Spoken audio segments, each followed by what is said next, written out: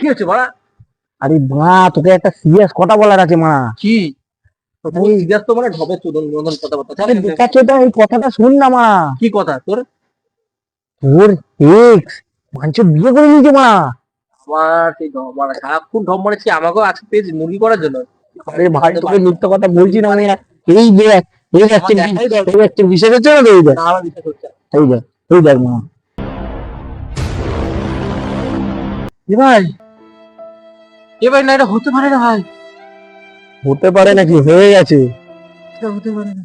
এরে মারি লেবড়া রে ভাই, এ কোথার ভাই ভাই, এটা লেবড়া ভাই। ভাই, ওর জন্য ও যা চাইতো আমি ওকে তাই দিতাম। ও- ওর জন্য কত কিছু না করেছে আমি। আমি সব সব ছেড়ে দিয়েছি। ও যা চাইতো, যেটা চাইতো, যখন ফোন করতো আমি সেটা দিতাম। আজ ও আমার সাথে এরকম করতে পারলো।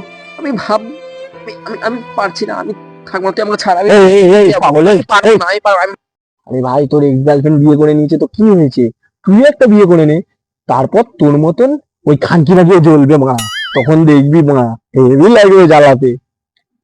বুঝলি? ওই বন্ধুর কথাটা শোন, তুইও বিয়ে করে নে একটা। আরে ভাই, বাড়ি গিয়ে রাতে আমার কথাটা চিন্তা করবি মা।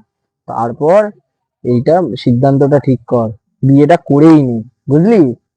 আর তোর বিয়েতে মারা তোর পয়সারই পোত মেরে করে মারা। বিয়েটা কর, বাড়ি গিয়ে চিন্তা কর। আসলাম। কেউ একজন সত্যি কথাই বলেছিল, বন্ধুত্বই আসল। হ্যাঁ, ও হয়তো ঠিকই কথা বলেছে। আমার না ওর ব্যাপারে কোনো ভেবে লাভ নেই। আমার নিশ্চয়ই মনে হয় একটা বিয়ে করা উচিত আছে।